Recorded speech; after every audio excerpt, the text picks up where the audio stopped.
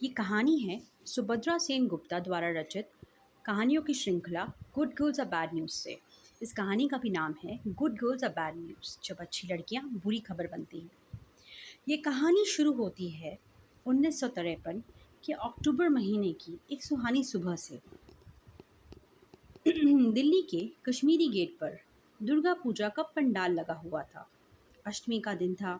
दुर्गा माँ की प्रतिमा पर फूलों की बौछार हो रही थी। मौजूद भक्तगण पंडित जी के पीछे पीछे मंत्रों का उच्चारण कर रहे थे। पूजा के बाद भूख से व्याकुल भीड़ खाने के स्टॉल्स की दिशा में कुछ ऐसे लपक रही थी जैसे उन्हें कोई दिव्य शक्ति उस दिशा में धकेल रही।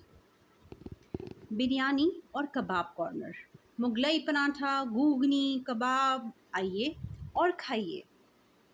प्रताप और उसके दोस्त प्लेटों और की लंबी लंबी मीनारों और चमचों की भरी ट्रे के पीछे खड़े पूरी ताकत से बढ़ती हुई भीड़ का मुकाबला कर रहे थे। दूसरी ओर काली बाबू मिठाई की दुकान पर कढ़ाई के पास खड़े जोर जोर से चिल्ला रहे थे, संदेश, मिष्टी दोही, कोचरी, एक बार खाइए, कभी नहीं भूलेंगे स्वाद।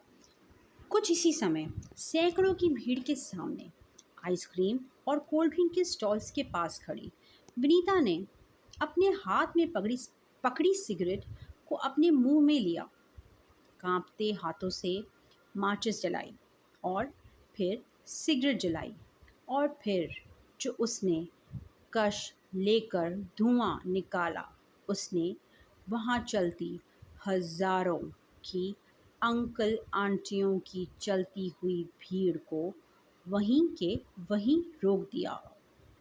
अरे, क्या ये हमारी विनीता है? प्रोफेसर दीपानाथ की बेटी विनीता है? क्या इसने सिगरेट पी? क्या इसने धुआं अपनी नाक से निकाला? क्या तुम्हें इस बात का यकीन है कि ये विनीता है? खुले मुंह, हिलते सर और गहरे सन्नाटे के बीच विनीता ने अपनी सिगरेट खत्म की और खांसते हुए सिगरेट पट को चप्पल से मसलने लगी। फिर पीछे मुड़ उसने अपनी पीछे पीछे खड़ी दो लड़कियों की तरफ देखा और कुछ सहमी, कांपती आवाज में बोली, मेरे शर्त के पैसे। यह जो कुछ मिनट विनीता ने सिगरेट पीने में लगाए थे, उन मिनटों ने उसे एक लोकल स्कैंडल बना दिया था। सबसे हैरानी की बात यह थी कि यह हमारी विनीता थी, एक अच्छी आदर्श लड़की, एक ऐसी लड़की जिसे सो कॉल्ड रिस्पेक्टेबल पेरेंट्स अपने बच्चों को उदाहरण के तौर पे बताते थे, खास तौर से लड़कियों को। पढ़ाई में काफ़ी अच्छी थी, खास तौर पे गणित और वाद विवाद में। एक बहुत अच्छी बेटी थी, हमेशा अपनी माँ का घर के कामों में हाथ बटाती थी। सोने से पहले अपने पापा के लिए नियम से दूध लेकर जाती थी। रविंद्र संगीत, सिलाई, बुनाई, कढ़ाई सभी में कुशल थी। सर्दियों में तो वह स्वेटर भी बुनती थी। हमेशा आराम से बात करती थी, कभी चिल्लाती नहीं थी, बड़ों का आदर करती थी, सादगी से तैयार होती थी। पेस्टल रंग की पेस्टल कलर की साड़ियाँ पहनती थी, कानों में छोटी छोटी बालियाँ पहनती थी। ना कोई मेकअप, ना कोई लिपस्टिक और बाल हमेशा दो चोटियों में सदे रहते। कुछ ऐसी थी हमारी विनीता। विनीता का सिगरेट पीना कुछ ऐसा था जैसे नीबू बाबू हमारी पूजा कमेटी के प्रेसिडेंट थे। नीबू बाबू का पूजा कमेटी की मीटिंग में निक्कर और टी शर्ट पहन कर आना। विनीता ने शर्त के पैसे लिए और अपनी दोस्त रमोला और सुधा की तरफ देखकर मुस्कुराने की चेष्टा की। इस बीच वह यह सोच रही थी कि जब उसने शर्त लगाई थी तब उसके दिमाग में केवल वह किताबें थी जो वह कुछ समय से खरीदना चाह रही थी, पर अब उसे यह जल्दबाजी में लिया हुआ फैसला कुछ अच्छा नहीं लग रहा था। पैसे पर्स में डालते हुए वह खाने के स्टॉल के पास से जल्दी जल्दी बाहर निकली। इस भीड़ में कहीं उसने अपने माता पिता को तो नहीं देखा था, पर उसे यकीन था उसके घर पहुंचने से पहले यह खबर पहुंच जाएगी और उसके माता पिता का सामना करने के ख्याल से उसका गला सूख रहा था। कुछ घर पर कुछ ऐसा ही होता होगा। कोर्ट मार्शल सामने उसके माता पिता और दादी बैठे थे और तमाशबीनों में उसका भाई, नौकर, बावर्ची थे। अक्सर चहल पहल से भरे इस कमरे में आज एक कैसा सन्नाटा था, जैसे पिक्चर में कहीं दूर किसी की मौत हो गई हो। विनीता के पिता बोले, क्या तुमने सिगरेट पी? विनीता, पापा, वह केवल एक शर्त थी। ये क्या जवाब हुआ? लोग क्या कहेंगे? विनीता, आप भी तो सिगरेट पीते हैं। अपने पिता से बदतमीजी से बात मत करो, विनीता की माँ बोली। क्योंकि विनीता ने अपने परिवार के नाम को मिट्टी में मिला दिया था, उसे यह बैठ के सोचना था कि इसका, उसका और उसके परिवार पे क्या नतीजा होगा। अपने परिवार के जाने के बाद विनीता अपनी खिड़की पर बैठ शेयर बाजार के आते जाते ट्रैफिक को देख रही थी और सोच रही थी, आखिर गलत क्या हुआ। उसके लॉजिकल उसकी लॉजिकल सोच और बिना भावुक हुए फैसले लेने की क्षमता के कारण ही उसकी यह अच्छी लड़की की इमेज थी। उसने सोचा, 19 साल में आज तक उसने ऐसा कोई काम नहीं किया जिसे गलत कहा जा सके। अच्छी लड़कियों के सभी मापदंडों पे खरे उतरने की उसने पूरी कोशिश की। ऐसा क्या हुआ कि मैंने एक सिगरेट पी ली और मेरा अब तक का सारा अच्छा व्यवहार ख़त्म हो गया। एक सिगरेट ने मेरे ग्रेजुएशन में पहले आई होने की सफलता को भी शून्य कर दिया। अच्छी लड़की के सभी मापदंडों पे खरे उतरने की उसने जो पूरी कोशिश की थी, शायद उसे ऐसा नहीं करना चाहिए था।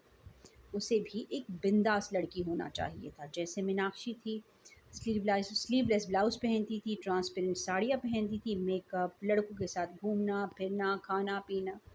तभी विनीता के दिमाग ने उससे कहा, तुम एक बिंदास बनी ठनी सजी धजी रहने वाली लड़की नहीं हो सकती हो। लड़कों से फ्लर्ट करना, तुम्हारे जीवन से अपेक्षाएं कहीं ज़्यादा हैं और तुम में क्षमता भी है।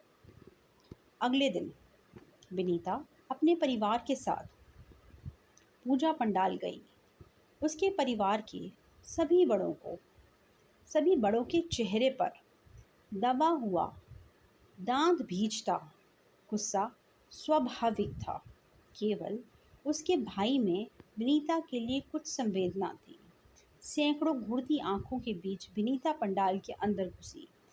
कुछ समय में रमोला और सुधा उसके पास आकर खड़े हुए, जिससे उसके लिए चीज़ें कुछ आसान हुई। कुछ समय में मौजूद लोग विनीता में रुचि खोने लगे और वह अन्य चीज़ों में व्यस्त हो गए। अब रमोला अपने दोनों दोस्तों को बता रही थी कि कैसे एक लड़की जो रेड एंड वाइट सिगरेट पीती है, उसके साथ उनकी बेटी का खड़ा होना उसके परिवार के लिए कितना असहज, परेशान और हैरान करने वाला था। तभी विनीता बोली, तुम्हें सिगरेट और माचिस कहाँ से मिली? रमोला बोली, प्रताप प्रताप ने दी। विनीता बोली, क्या उसके पास और भी होगी? रमोला और सुधा एक साथ बोली, क्या तुम पागल हो गई हो? विनीता बोली, अगर तुम दोनों शर्त लगाने को तैयार हो तो मैं आज भी सिगरेट पी सकती हूँ। रमोला और सुधा विनीता से नजरें चुराने लगी। उसकी आंखों की चमक उन्हें परेशान कर रही थी। कितने की शर्त? पीछे से आवाज आई। विनीता ने मुड़कर देखा, प्लेटों की मीनारों के साथ खड़ा प्रताप पूछ रहा था। विनीता ने सोचा, इस बार किताबें क्या, किताबों का पूरा केस खरीद लेते हैं। वह बोली, रुपए 200। ठीक है, प्रताप ने कहा। कौन सी सिगरेट पियोगी, रेड एंड वाइट या चार मीनार? अब विनीता को इस अब विनीता को इस सब में मज़ा आने लगा था। विनीता ने इस बार कुशलता और पूरे साहस के साथ अपनी जीत दोबारा दोहराई और पैसे लेकर वह सभी किताबें ली जो वह कभी भी खरीदना चाहती थी। इस बार वह एमए में फर्स्ट आई और उसने सभी को पीछे पछाड़ दिया। जो विनीता ने किया वह किसी क्रांति से कम नहीं था सब और यह सब जो हुआ इसकी वजह से नीबू बाबू ने कमेटी में प्रस्ताव रखा कि 20 साल से छोटी लड़कियां अपने माता पिता के बिना पंडाल में नहीं आएंगी। सभी युवाओं ने मिलकर इस प्रस्ताव का पुरजोर विरोध किया और इस प्रस्ताव को कैंसिल करा दिया।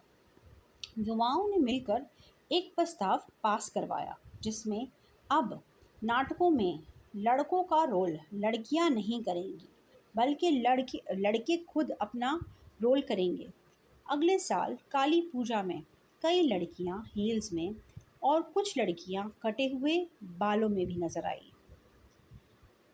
पर अब विनीता शांत हो चुकी थी। एक दिन विनीता रमोला से इस सब पर अपनी सोच साझा करते हुए बोली, अब मुझे इस बात का आभास हो गया है कि जो अच्छी लड़की होने का क्राइटेरिया होता है, जैसे कि अच्छी लड़की को क्या करना चाहिए और क्या नहीं, यह एक व्यवस्था है जो माता पिता ने अपनी सहूलियत और बच्चों पर अपना नियंत्रण रखने के लिए बनाई है। इस सारी बात का लड़की के अच्छे या बुरे होने से कोई लेना देना नहीं। जिसे हम अच्छी लड़की कहते हैं वह बहुत बोरिंग हो सकती है और जिसे हम बिंदास, मस्तीखोर और तेज़ लड़की कहते हैं, उसके साथ लड़कों को घूमना फिरना तो अच्छा लगता है पर उससे शादी नहीं करना चाहते। विनीता कहती है, मेरे बस की बात नहीं है बन ठन के रहना, सारा समय यह सोचना कि आप कैसे लग रहे हैं, मेकअप, लिपस्टिक, पतले रहने का भरसक प्रयास करना, लड़कों से हंस हंस कर बात करना। मैं इन दोनों में से किसी प्रकार की भी नहीं हो सकती हूँ और मैं दोनों होना चाहती हूँ। मैं हर वो चीज़ होना चाहती हूँ जो मुझे खुशी दे और मुझे सही लगती हो। मैं होना चाहती हूँ। दूसरी ओर विनीता के घर पर दूसरी बार उसके सिगरेट पीने के स्कैंडल के बाद और इस बार उसमें कोई पछतावा ना होने और माफ़ी ना मांगने की हट को देखकर उसका परिवार उसे श्रद्धा आश्रम भेजने के बारे में सोचने लगा, जहां उन्हें आशा थी कि उसे संस्कार, अनुशासन और संयम सिखाया जाएगा। प्रोफेसर दीनानाथ ने तय किया कि वह इस बारे में विनीता से बात करेंगे।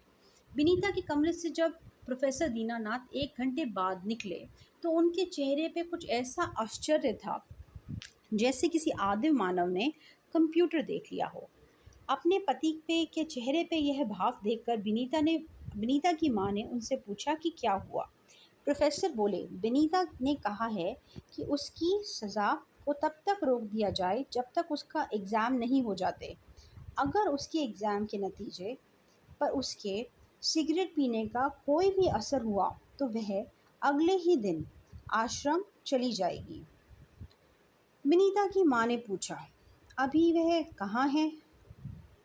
पिता बोले, उनके लिए दूध लेने गई है। तभी उनकी नौकरानी आती है और वह कहती है, नीबू बाबू मिलने आए हैं। नीबू बाबू आए हैं और आपसे मिलना चाहते हैं। ढलते हुए सूरज की किरणें नीबू बाबू के चेहरे पे पड़ रही थी। उनके चेहरे के भाव ऐसे थे जैसे किसी हिंदी पिक्चर में कोई बहुत ही गुस्साया और नाराज़ बाप हो। प्रोफेसर को देखते ही नीबू बाबू गुस्से से बोले, यह सब तुम्हारी बेटे की वजह से हो रहा है। प्रोफेसर ने कहा, क्या हुआ? नीबू बाबू बोले, लड़कियों ने कमेटी की मीटिंग में बवाल मचा दिया और मेरा प्रस्ताव खारिज करवा दिया। यह तो पिछले महीने की बात है, प्रोफेसर बोले। सिर्फ इतनी सी बात नहीं है, नीबू बाबू बोले, मेरा बेटा प्रताप तुम्हारी बेटी से शादी करना चाहता है। यह सुन पीछे खड़ी विनीता के हाथ से दूध का गिलास गिर गया। अब इस बात को कुछ 35 साल हो गए हैं। मेरी मासी विनीता अब 54 की हो गई हैं। वह दिल्ली के सबसे अच्छे कॉलेज की प्रिंसिपल हैं। बाल पूरी तरह से सफ़ेद हो चुके हैं, पर बॉब कट है, और कुछ दिन पहले ही उन्होंने आगे की लटों को नीले रंग का करवाया। मज़े की बात यह है कि वह सिगरेट नहीं पीती, पर अपने सभी भांजे भांजियों और परिवार के सभी बच्चों को बिना किसी संकोच या शर्म के अपने माँ बाप के खिलाफ बगावत के लिए वर्गलाती रहती हैं। अपने समय से बहुत आगे वह नए नए फैशन को बढ़ावा देती हैं। कॉलेज कॉलेज में फेस्ट और इस तरह की नई सोच को भी बढ़ावा देती हैं। समाज के हर नियम पर सवाल उठाती हैं।